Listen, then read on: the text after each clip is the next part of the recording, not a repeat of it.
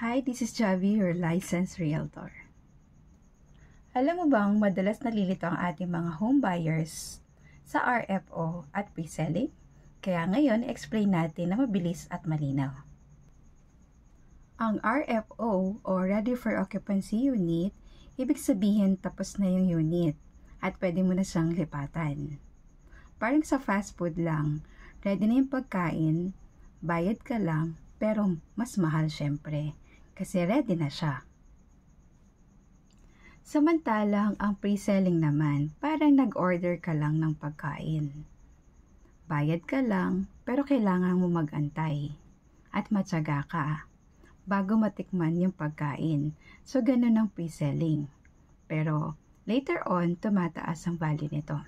Kaya kung matyaga ka, mas marami kang return at mataas na yung value ng property mo. So, ano mas gusto mo? Yung move-in agad?